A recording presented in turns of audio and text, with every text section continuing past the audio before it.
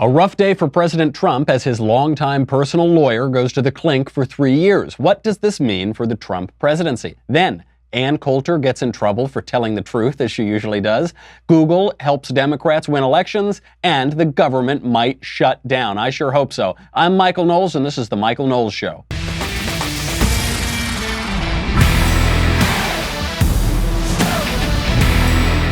We've also got to get to the new politically correct version of Baby It's Cold Outside. We'll get to that at the end. It is my favorite thing going around the internet.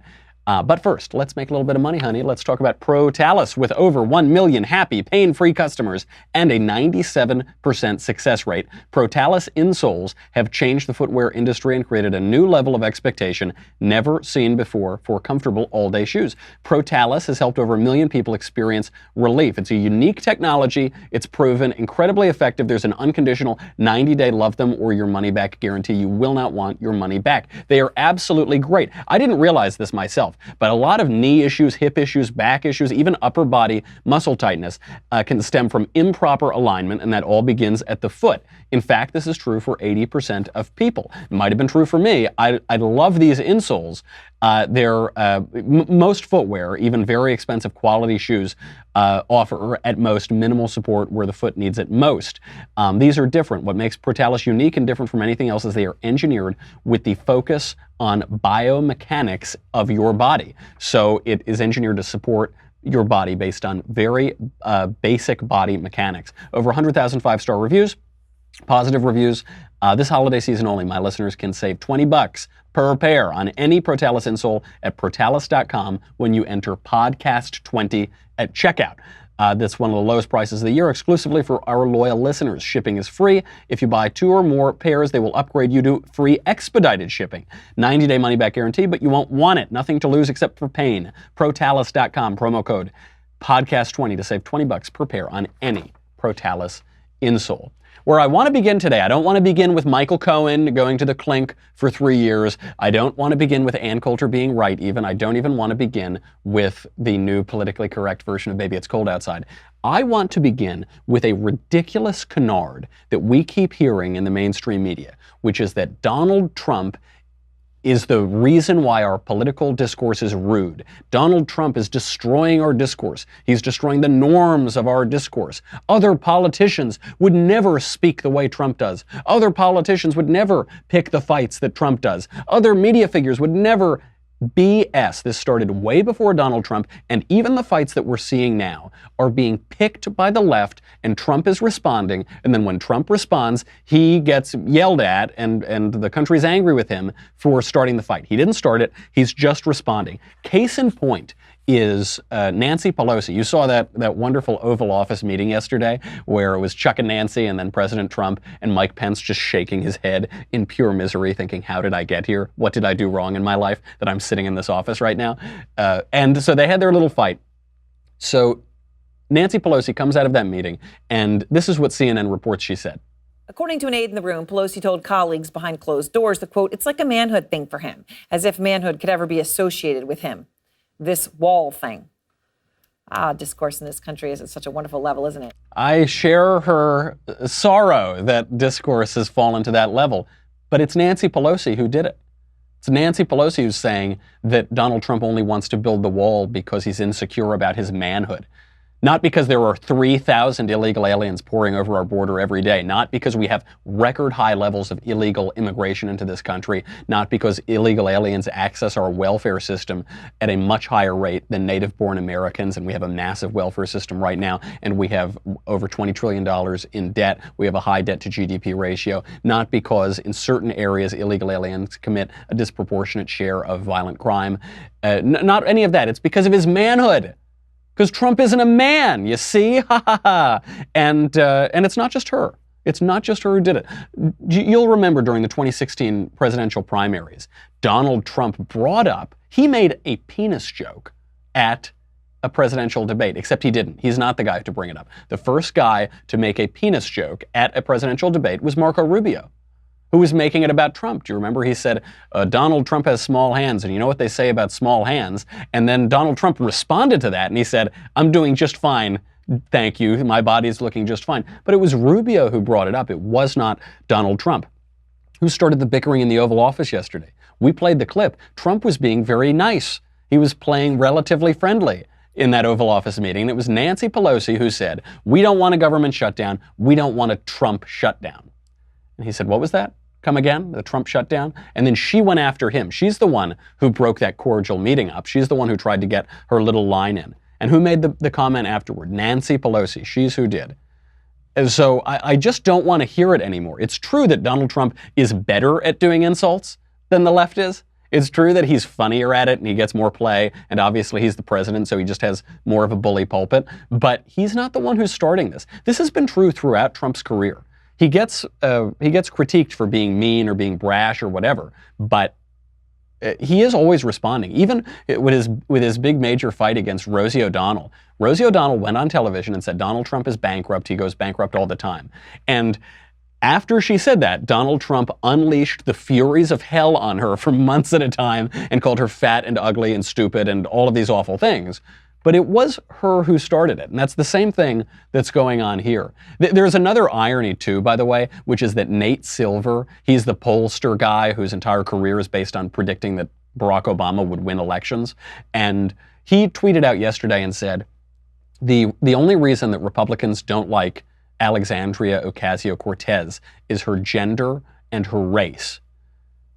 Which I guess makes us anti-Semites, because now she's a Jew. She's a trans Jew. I don't know. I think she's about as Jewish as Elizabeth Warren is Cherokee. But he's saying the only reason that Republicans don't like her is because of bigotry. I thought it was Alexandria's blithe ignorance, but apparently it's some sort of bigotry. And he also said what they don't understand is that Alexandria Ocasio-Cortez talks like a New Yorker. She doesn't talk like D.C. people or Middle America people. Okay, now do that for Trump. Now do the same exact thing for Trump, because Donald Trump actually does talk like a New Yorker. And unlike Alexandria Ocasio-Cortez, who pretends to be Jenny from the block, even though she grew up in an affluent Westchester suburb, one town over from where I grew up. Actually, she grew up in the nicer town than where I grew up. Donald Trump actually was raised in Queens. He actually does talk like a guy from Queens. But of course, Nate Silver wouldn't do that. The left won't do that. It is a hideous double standard. And the last point I want to make about Nancy Pelosi's comment is I'm very confused now. Is manhood a good thing or a bad thing? Because she's insulting Trump and saying manhood could never be associated with Donald Trump. Okay, but I thought manhood was toxic. Is manhood good or bad? Is it a virtue or is it toxic? Which one is it? Is Trump manly or he's too manly, he's a masculine, machismo, chauvinist, or he's unmanly? Which one is it? I'm not quite sure. I'm not sure they're quite sure either. It isn't just bias, though, by the way, among these politicians. It has reached a fever pitch in the mainstream media when they go after not only President Trump, but after members of his administration. Here was MSNBC's Mika Brzezinski, Joe Scarborough's most recent future wife, talking about the U.S. relationship with Saudi Arabia, and specifically how Mike Pompeo is managing this very delicate relationship that is, what would you expect her to say? She'd say, well, he's got to balance this because the new Crown Prince of Saudi Arabia is a reformer and he's being kinder toward the West and kinder toward Israel, and he's balancing out the trouble of and the grave nuclear threat of Iran in the Middle East. No. She didn't say any of that. She called him a butt boy. Here's Mika. So, Joe, I have to ask, because I don't think I can't think of anyone here who could put it more clearly than you. I understand that Donald Trump doesn't care. Heilman makes a good point. He doesn't care. But why doesn't Mike Pompeo care right now? Are the pathetic deflections that we just heard when he appeared on Fox and Friends, is that a patriot speaking or a wannabe dictator's butt boy? I'm dead serious. I'm asking, are these the words of a patriot? He's debased himself. He once again has undercut the conclusions of our intel community. So if you were just listening, you might have assumed that was an SNL skit of the Morning Joe show. It's not. That was the real thing. She really said it. And if you heard that little skip in the audio, that wasn't on our end. It's because MSNBC tried to catch that word, but they missed it. It was too late. She goes, he looks like a butt boy. Beep. It's like, guys, maybe a little faster. Maybe hire a producer who's got a faster trigger finger. But look what was included in that. She questioned his patriotism. Whenever a conservative questions a Democrat's patriotism, what do we hear? Oh, how awful. Democrats are protesting the American flag. Remember, Michelle Obama said she was never proud of her country. Barack Obama said he doesn't believe in American exceptionalism. He said it's no different than any other country's exceptionalism because he doesn't even understand what that term means.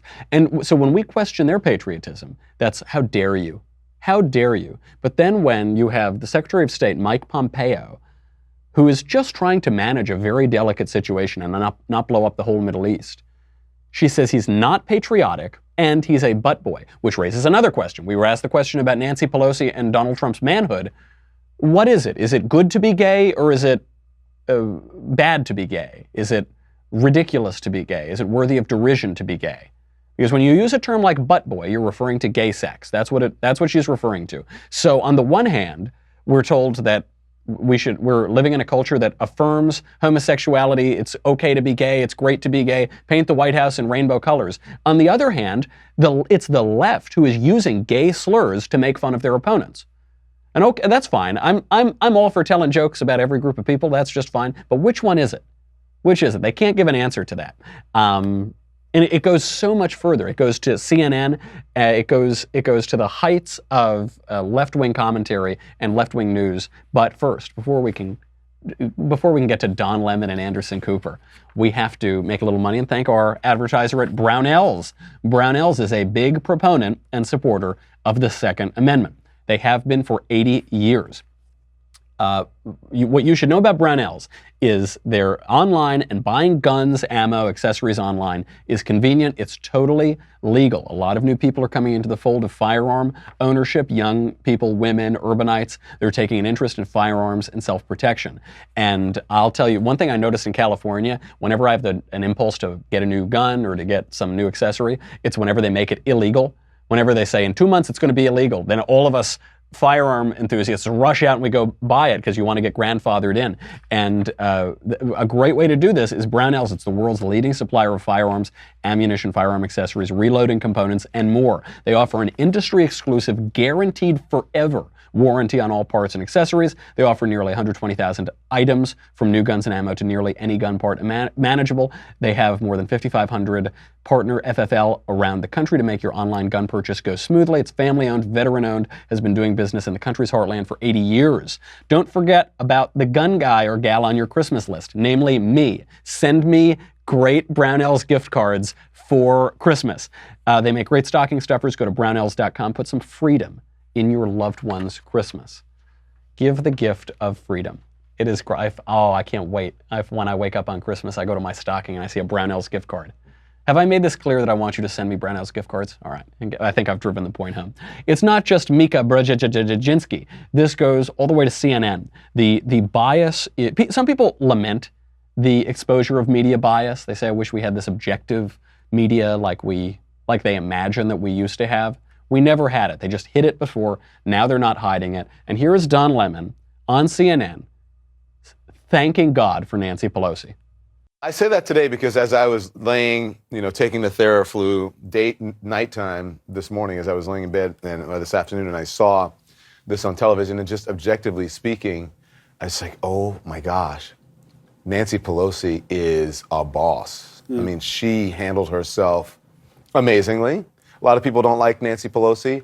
I'm sure Democrats are going all across the country tonight. Thank God for Nancy Pelosi.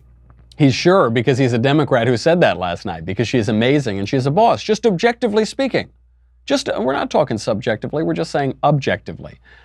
I like that he's coming out and saying this. I actually get kind of a kick out of Don Lemon and Chris Cuomo because they're both total partisan Democrats.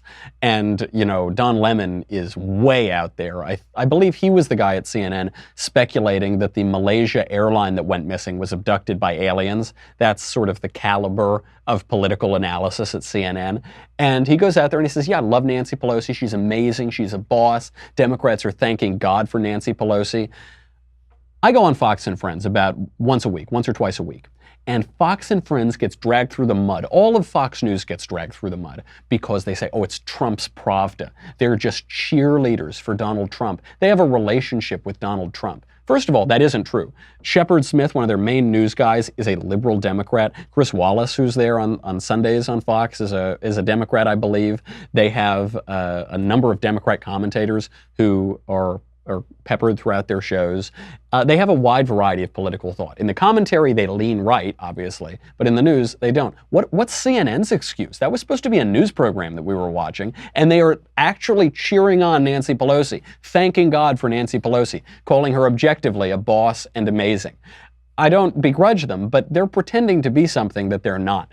That if you want to talk about Fox and Friends being Donald Trump's breakfast companion, okay, that's fine. But they bring different perspectives on that show. What is CNN's excuse?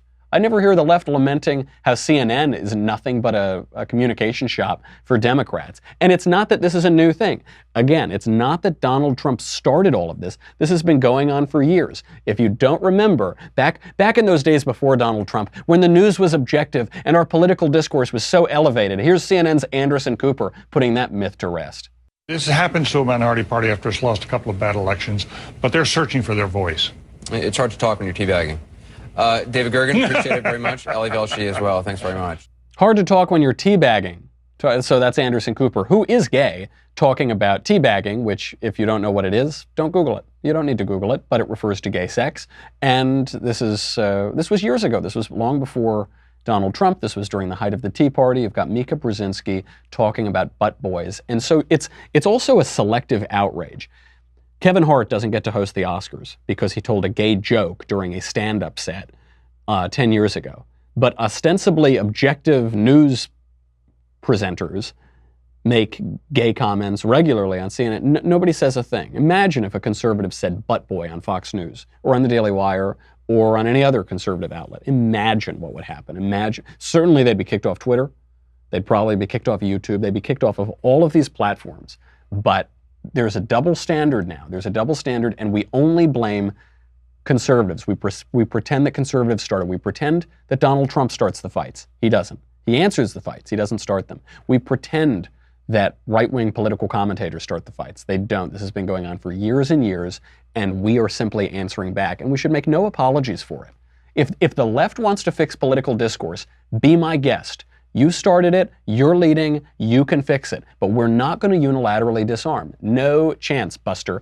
And one of the people who best exemplifies this in the media is my friend, my imagined romantic, ex-girlfriend. If you listen to the show when Ann Coulter was on my program, Ann Coulter was on Fox News. She is trending on Twitter. She was getting dragged through the mud because of accurately describing leftist intersectional ideology. She puts it succinctly, and now they're accusing her of every thisism and racism and thatism and everything else. I think we're going to be seeing a lot of these disputes in the Democratic Party base because they all hate one another. You have the Muslims and the Jews and the various exotic sexual groups and the black church ladies with the college queers. The only thing that keeps the Democratic base together is for them to keep focusing on, no, white men are the ones keeping you down. You must hate white men. It's the one thing they all have in common. Show me the lie. Show me the lie. What the left is trying to do is, as they always do, they're trying to twist what she said and make it fit their agenda. So they're saying, Ann Coulter just said that the Democrats are full of Jews and Muslims and queers. But that isn't what she said. She's making the point that the Democrat coalition, because of intersectional ideology and the politics of identity, is now made up of groups of people who actually disagree with one another and have longstanding animosities toward one another. And the only thing that is unifying them is their disdain for white men, particularly straight white men who think that they are men, because in this ideology, at the apex of the oppression hierarchy, sits the straight white man who thinks that he's a man. And therefore, if there are other groups who have longstanding ideological and historical animosities for one another, they can all work together to fight the bad guy who is the straight white guy. Who is the straight white guy who knows that he's a guy. And this is absolutely right. So she points out that you have Jews and Muslims within the coalition. Jews and Muslims in the history of international politics tend to have some harsh disagreements with one another, but they sit together. You have the black church ladies and you have the college queers. Now, some people are deriding her use of the term queer.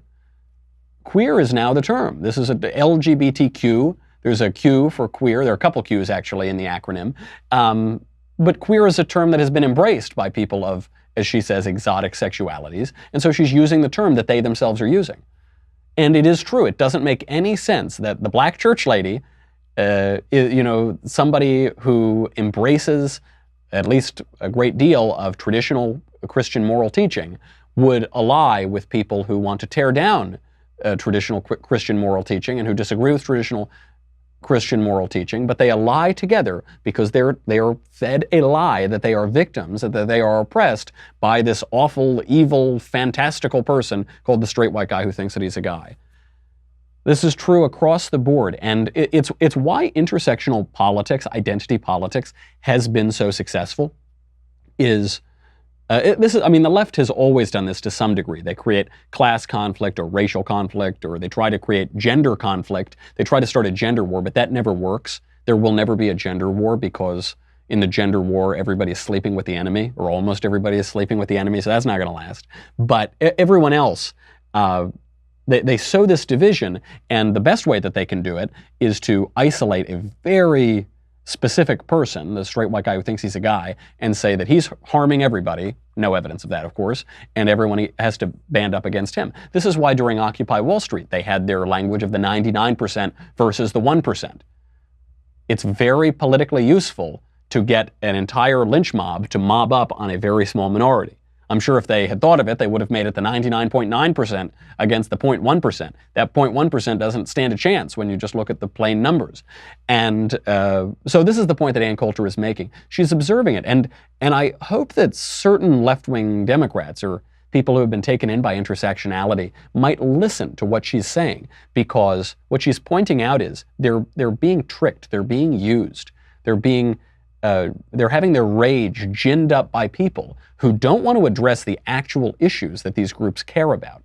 What they want to do is rile them up so much that they stop thinking and they blindly follow the left wing and the Democratic Party because they are being fed a lie that they have an enemy in the oppressor and the patriarchy and the straight white guy who thinks that he's a guy. Nobody's problems comes from the straight white guy who thinks that he's a guy. Might come from an individual straight white guy who thinks he's a guy, but nobody's problems comes from that class of people. It just does not happen. They're fed that lie. They're brought along blindly. I hope that Ann Coulter clip goes viral because maybe for at least some group of people, they'll be able to listen to what that really means and reconsider and say, maybe if my main concern is advocating a traditional Christian morality, maybe I won't ally with people who want to redefine the definition of marriage. If my main concern is the state of Israel, maybe I won't ally with people who want to wipe Israel off the face of the map, who want to boycott, divest, and sanction Israel. Maybe that doesn't make a whole lot of sense. And speaking of our interests, Google today, the CEO of Google, Sundar Pichai, testified before the House Judiciary Committee, and this is being totally misunderstood. Ostensibly, the reason why Pichai is testifying is because there has been a major data breach at Google. Google is shutting down its social media platform, Google+. I know, however will we be able to communicate without Google+? Add me to your circles, please. This is a useless social media platform that nobody uses, but there was a data breach, and so ostensibly this hearing was about the data collection on the part of Google, what data they have, what data, where it's going, who can see it, who can access it. That isn't the point. People don't care about that at all. What people care about is censorship and Google using its vast resources to tip elections in favor of the Democratic Party against the Republican Party. That's what they care about. They care about political bias and censorship. They don't care about data. We all assume, if you live in the modern world, you assume that you have no privacy. I've got the Alexa in my home. I've got my iPhone. My refrigerator is listening to me. I think we probably bugged the leftist Tears Tumblr. At this point, I don't know. It's so cheap at least China's bugging the thing. They're putting little spyware in all of our other hardware in the United States. They've probably put it into this desk, into these note cards. We don't expect privacy. This is a concern that I think politicians and commentators think people care about. They don't. What they actually care about is censorship and political bias, and at least Republican Representative Jim Jordan was able to zero in on this. This is a totally telling exchange between the Google CEO and Jim Jordan. She said she paid for rides to the polls, and they configured their features in such a way as to get out the Latino vote.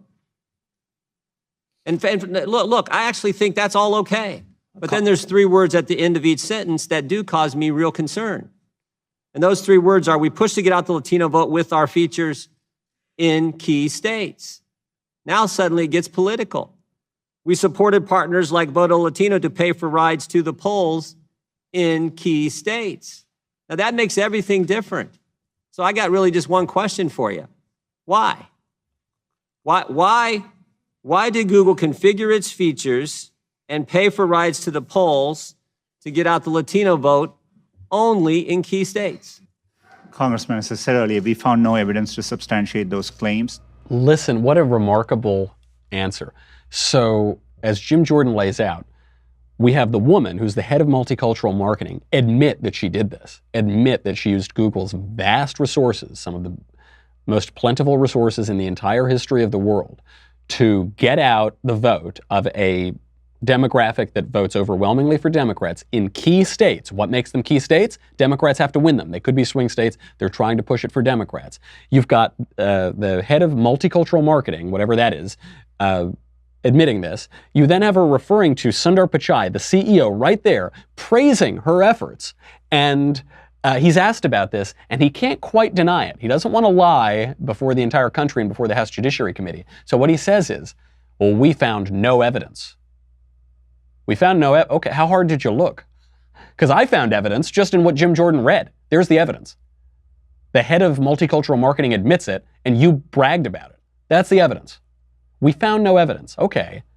I found no evidence that President JFK was assassinated. I have no evidence of that. Obviously, I've seen Ted Cruz's father, so I suppose there's a little evidence there. But I have no evidence that happened. Now, I haven't looked into it. I don't know. I haven't seen John Kennedy in a long time, but I've got no evidence of it. That it's totally obtuse. He's trying to hide what he's really behind. But it goes further than that. Jim Jordan, to his great credit, presses on, and Pichai doesn't get any better. He's just as opaque and untransparent as his company is toward its political practices. Your head of multicultural marketing, who you praised her work in this email, gave her a shout out, was lying when she said you were trying to get out the Latino vote in key states? We today, in the US, around elections, we make it, and this is what users look to us for, where to register to vote, where to find your nearest polling place, what are the hours they are open, and we do those things effectively. I appreciate that, Mr. Pichai. And I already said that's being a good corporate citizen. What I'm asking is, why did you only do it in key states? We didn't do any such activity as Google on any of these key states. We didn't do any such activity as Google. Well, what's the parent company of Google is called Alphabet. Did you do it as Alphabet? You didn't do it as Google. Did you do it as the Google Office of Multicultural Marketing? You didn't do it as, did you do it as YouTube? Did you do it? Google is one of the biggest companies in the history of the world. Who cares how they did it? You've got the head of this major department and the CEO of the freaking company saying that it happened. And now you are looking me in the eye and telling me that it didn't happen, that there's no evidence of it, that you're not sure. Give me a break. I love that Jordan presses on. And he keeps, the way that you know that Pichai is guilty as sin here is that he answers a different question. He says, why'd you get out the vote in key states? He said, well, we love busing people to the polls to do our civic duty and to do, he said, right, yeah, I didn't ask that. I said, why'd you do it in key states? And he gives another answer. He tries to divert. This is what people care about. This is what people care about. They care about the political bias because if Google is getting out the vote in key states, fill in the blank, key states for Democrats, then Google is making an in-kind contribution to Democrats, a massive in-kind contribution to Democrats. This certainly would be in violation of election laws. And we just saw the president's longtime personal lawyer sent to the clink for 3 years. They're going to try to use this to impeach Donald Trump on the basis of a very minor campaign contribution, $130,000. Very minor compared to what kind of money Google is laying out, very minor compared to the money that Barack Obama was caught illegally contributing to his campaign. $2 million in that case, $1.8 million. But they're throwing Trump's lawyer to the clink. This is a very important point. This is what people care about. And they care about the bias when it relates to them personally. Am I going to be kicked off YouTube like Gavin McInnes was? Why was Gavin McInnes kicked off YouTube? He's a funny conservative comedian. Did he tell a joke? Oh, heaven forfend. They kick him off. That's what we care about. Because if Google comes out and says, we're going to kick all conservatives off our platform, okay, I guess, at least you're being transparent. At least we can all see you for what you are, which is partisan hacks. We'll go try to find another place that won't kick us off because they're so upset that a Republican won an election. But they won't do that. So we've got to just keep pressing hard on this. We've got to keep focusing and not lose sight of and get mixed into Google's civic responsibility, into Google's data collection, into data. That's not what we're concerned about. We're concerned about what it means for politics. And we will get into Michael Cohen's sentencing because it does say a lot about where this special counsel investigation is going to be going, especially once Democrats take the House with regard to Donald Trump. Will Trump be impeached? Will we have a government shutdown before Nancy Pelosi takes over? And why are millennial men so embarrassing? We will examine the new Baby It's Cold Outside. But first, if you are on dailywire.com, thank you very much. You keep the lights on. You keep Covfefe in my cup. If you are not, go over there. It's nothing. Come on, the Trump economy has been great. You're saving a lot of money on your taxes. $10 a month, $100 for an annual membership. You get me. You get the Andrew Klavan Show. You get the Ben Shapiro Show. You get to ask questions in the mailbag. That's coming up on Thursday, so get your questions in. You get to ask questions in the conversation. You get to ask questions in backstage. You get Another Kingdom. You get everything. I can't believe we do all of this. We're the hardest working people in show business. Go to dailywire.com because none of that matters. What really matters is the Leftist Tears Tumblr, and you're going to need it this holiday season because snow is thicker than just rainwater. So when the weather gets cold outside, those leftist tears are going to poof up, and you could drown in an avalanche of them. Don't be caught. Use the only FDA-approved vessel to carry them. The Leftist Tears Tumblr. We'll be right back.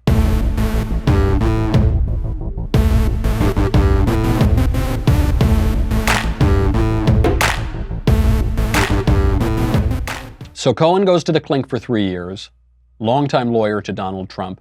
Nancy Pelosi is threatening all of these investigations once she takes over control of the House of Representatives, which is going to be happening in just a month. It's really close. It's right around the corner. The question is, when are we going to get the wall? Donald Trump won the Republican presidential primary on the promise of building the wall. He won the general election on the promise of building the wall. He had the government for 2 years, united government. Where is the wall? Where is the money for the wall? Ann Coulter, we talked about her earlier. She said the wall is not being built.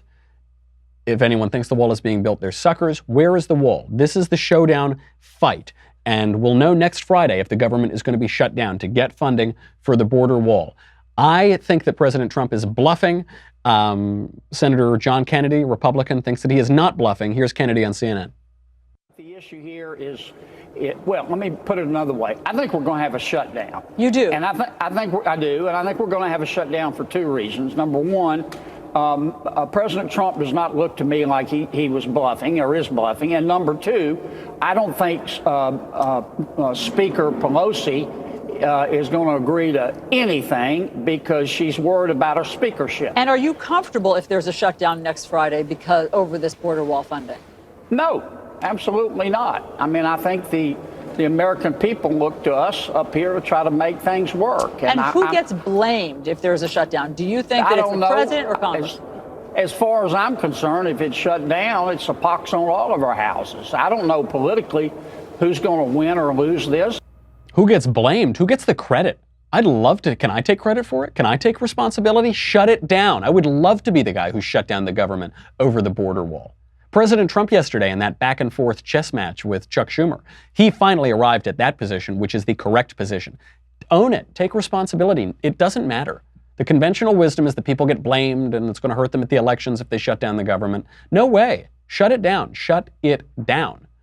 Do you remember, do you remember when Republicans got blown out in the 2014 elections because they shut the government down in 2013? Oh, no, I don't either. They took the Senate in 2014. Doesn't matter at all. People don't. It doesn't matter for a few reasons. One, we're very angry that we don't have the wall. We're very angry that 3,000 people a day are pouring over our border illegally. Unvetted people that we can't track. We don't know. Many of them are criminals. And this is true not just among conservatives, but it's true among independents and left-wingers too, even among Democrats. We don't like illegal immigration. This is a totally winning issue. And John Kennedy says that he's not bluffing and that we're going to shut the government down. I think he's bluffing. I think President Trump is bluffing, I'm sorry to say. He threatened to shut the government down over this exact issue in February. What happened? Didn't happen. He threatened to shut down the government over this exact issue in July. What happened? Didn't happen. I think he's bluffing. And I think he sent John Kennedy on TV to say he's super serious this time about shutting it down. And I think he's not going to shut it down. I hope he does shut it down. I hope someone in the White House is watching this show. This is the last chance. And voters, look, voters have short memories. They give you a lot of leeway. This administration has been terrific on so many issues. But now, when it matters most, you're looking at a House of Representatives controlled by Democrats in just 1 month, and we're probably not going to get that House back, and we're not going to be able to push through legislation. And what is President Trump focusing on now? Criminal justice reform? He's focusing on the First Step Act? He's focusing on letting prisoners out of prison? Instead of building the wall? Does anybody think Donald Trump won the election in 2016 because he said, I'm going to let prisoners out of prison early? Does he think that Republicans want criminal justice reform, which is to be read as letting people out of the clink? No, of course not. We don't want that. Why on earth? The gamble that the White House is making on criminal justice reform, quote unquote, is that it's easy to get through because Democrats want it. People don't realize that the criminal justice system exists to punish criminals for crime. It is punitive. It is retributive. It is not primarily therapeutic. It's not primarily about rehabilitating people and making people hug each other and having a nice time. It is primarily about punishing people for crime. And they're also betting that people are going to think that we've got zillions of people in America in jail for nonviolent minor drug offenses, when in reality, the people, even who are listed for that, very often have just pled it down from selling drugs, from dealing drugs, from getting people hooked on poison, and from carrying guns, from violent crimes, from bad associations. They're focusing on that. The White House wants to pass the First Step Act, criminal justice reform, and they're going to let this wall issue just go away. And it is a huge, huge mistake. They will get no credit for it in the elections, and it's just bad for the country. You have the record high illegal immigration pouring over the border. Build the wall, shut it down. You won't get blamed politically if you shut it down, and you'll get a huge reward. Either if you do get the funding and you're able to build it, or you call attention to this issue, and Democrats get dinged for it because they want open borders and they want to abolish law enforcement. Shut it down. If that means tabling criminal justice reform, all the better. Good. I hope they do that. But this is the last chance. This is do or die. I hope John Kennedy is right. I hope President Trump isn't bluffing. If you think that you are bluffing, don't bluff. Do it. You will be rewarded for it. It will be a good thing for the country. We've got to get to these judicial rulings, by the way. I mean, this is big news. President Trump's longtime lawyer, Michael Cohen, is being sent to prison for 3 years for a campaign finance violation, which means they are using this as the warning shot to go after President Trump. All the more reason to shut down the government and build the wall. The walls, the proverbial walls, are closing in around the president right now. All of the forces who were very upset about the 2016 election and want to undo it by anti-constitutional, anti-democratic means of endless investigations and trying to get him on trumped-up charges, pun very much intended. They are closing in on him. So what's the ruling? We know that Michael Cohen is getting 3 years. He's the first member of the Trump inner circle to be sentenced and jailed over a special counsel office inquiry. He was behaving like a woman. I mean, I don't mean woman like womanly, like when women behave as women. I mean when men behave as women, womanish, sort of inappropriate to his position, inappropriate to how he should be behaving. He was crying apparently in court. He said that his weakness was his loyalty to Donald Trump. He felt his duty to cover up Donald Trump's dirty deeds. He's giving the office of the special counsel whatever they want. He's singing their tunes now, and He now knows he has no chance of getting a presidential pardon, so he's weeping in court. Oh gosh, why did I ever do it? This is the man who, on the other side, to use another gendered term on this, he had this ridiculous machismo, this fake manliness 2 years ago when he said, I would take a bullet for Trump. I'm not a rat. I would never sing on Trump. And then what does he do? He cries in court as he gives away everything and blames Trump for all of his own problems. So he's going to jail for 3 years. He'll probably get out early, though. He's going to jail over a $130,000 campaign contribution. Maybe campaign contribution. Might have not even been an in-kind campaign contribution because President Trump regularly paid off women. Barack Obama's campaign in 2008 had $1.8 million in illegal donations. Opaque, untransparent, fake signatures, fake donors. Who went to jail for that? Who went to jail for 3 years for that? Nobody. Nobody did. $300,000 fine was put on them for $2 million in illegal contributions. How about when Dinesh D'Souza donated 30 grand to his friend Wendy Long? He donated a little bit too much money to his friend Wendy Long. Went to a halfway house, threw him in the clink. This is what this ruling means. They're going to try to go after Trump. But ironically, they probably can't really get him on this. One, it's going to be really, really hard to say that he made an illegal campaign contribution. He's the candidate. He can donate what he wants to. If he didn't disclose it, it's going to be really hard to get him. Even ex-Senator John Edwards got off on this in 2012. It's going to be really hard to get the sitting president. Also, they can't get him on this until he's out of office. And if he wins re-election, it actually is past the time of the statute of limitations for this. So it's going to be a very interesting legal question to see what happens to him if he wins re-election, how they can go after him. It's just a way to scare Trump. It's just a way to politically damage him. I don't think that any of these sentences mean that they're going to legally damage him. I think they're going to politically damage him, try to ruin his chances at re-election, which is what this whole Russia investigation was really about. Why on earth is the special counsel of the Russia investigation, why is he sending Cohen to jail for campaign finance? What does that have to do with Russian interference in the election? Nothing is what it has to do with it. But there was a great ruling that came out today as well. Stormy Daniels owes Donald Trump 300 grand. And she owes it to him for a lawsuit that Michael Avenatti, her creepy porn lawyer, as Tucker Carlson calls him, apparently filed without her consent at all. So she now owes him 300 grand. It's 75% of Trump's legal bill in this, to use the terms of the judge, meritless defamation lawsuit against Donald Trump. Avenatti still insists that they will win $1.5 million from Donald Trump on a case regarding that non-disclosure agreement that Stormy Daniels signed. Likely they will not.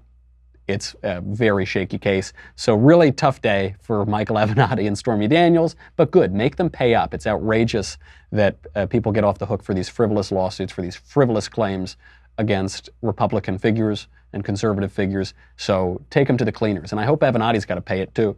The popular take here is that, wouldn't it be better if we didn't have all these lawsuits swirling around? Wouldn't it be better if we had an unimpeachable candidate, a Mike Pence or somebody in office instead of Donald Trump? And we wouldn't have to deal with all of these lawsuit threats and legal threats. And wouldn't it be better? Come on, admit it would be better. No, it wouldn't be better. It would not be better. Democrats and the left would treat any candidate exactly the way that they're treating Donald Trump. They did it to Brett Kavanaugh. Brett Kavanaugh is as milquetoast as they get. They tried to paint him to be a gang rapist. Federal judge for 12 years. No one has ever suggested he's got a poor character. They did it to him. They did it to Mitt Romney. They said Mitt Romney was a gay-bashing dog abuser. Mitt Romney is like the squeaky cleanest guy in America. It wouldn't matter.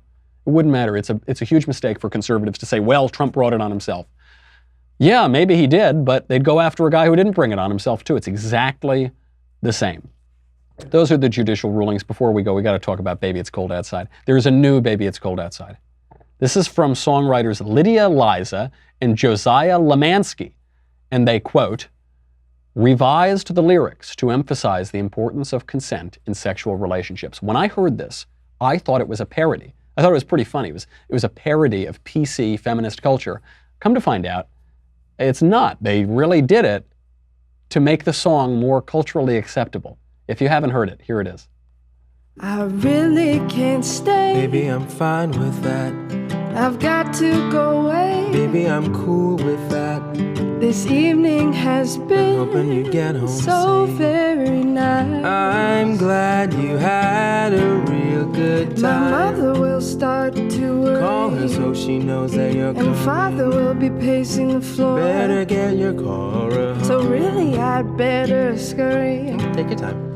Should I use the front or back door? Which one are you pulling towards The more? neighbors might think that you're a real nice girl. Say, what is this drink? Pomegranate LaCroix.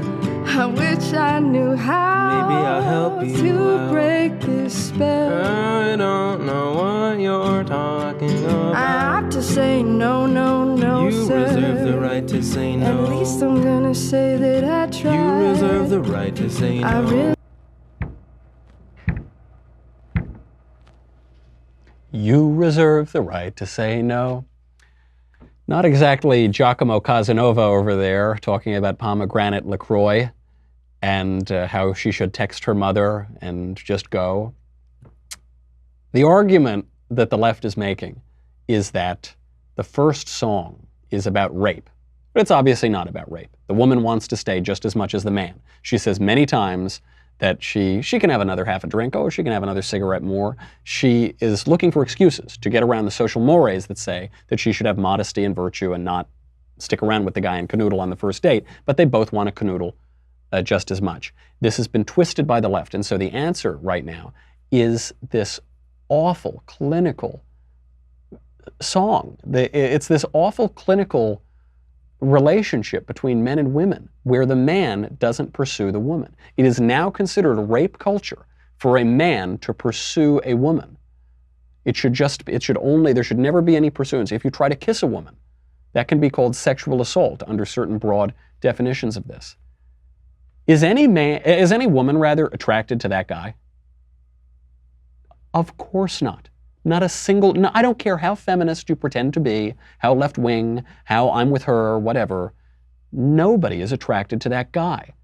That guy is profoundly repulsive. It's not because being effeminate is repulsive. Just like earlier I said Michael Cohen cried like a woman. The only reason that is an insult is because Michael Cohen isn't a woman. He's a man. He's supposed to be a man. He's supposed to behave like a man, but that guy won't behave like a man. Compare that version to the Betty Carter, Ray Charles version of that song. And listen, just listen if you can hear any difference at all. I really can't stay. Betty, it's cold outside. I've got to go away. Betty, it's cold out there. This evening has been hoping that you drop in. so very nice. I'll hold your hand.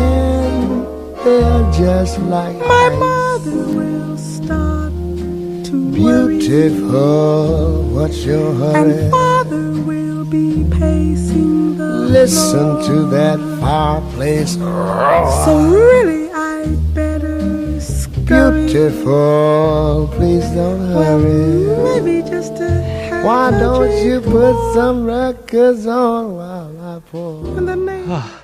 Oh, listen to that fireplace roar. It's getting so hot in here I can't. That is a song that is seductive, and you hear it in both of their voices. It's this game. The woman is teasing the man. She said, I really should go. What are you going to do? What's that going to make you say? Oh, you should stay. No, well, I don't know. I really should go. No, don't you think? This is a beautiful thing. This is a beautiful dance. The image that you have when you listen to this is the dance of men and women in a game of seduction and teasing and romance. What you hear in the first left-wing version are two apathetic, bored, depressed millennials who are so socially awkward they have no idea how men and women are supposed to interact with each other. If the woman did stick around because it's cold outside, the guy would have no idea what to do. He's rushing her out the door because he has no idea what to do. He has no idea what romance is. Which world do you want to live in? Do you want to live in the world of pomegranate LaCroix and sad millennials, or do you want to live in the world of Betty Carter and Ray Charles? Ooh, I know what I want. I want that fireplace to roar. All right, that's our show. I ran late today.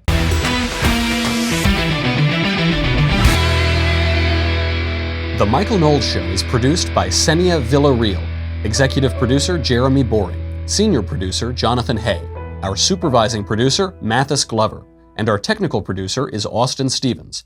Edited by Jim Nickel. Audio is mixed by Mike Coromina. Hair and makeup is by Jesua Olvera. The Michael Knowles Show is a Daily Wire Forward Publishing production. Copyright Forward Publishing 2018.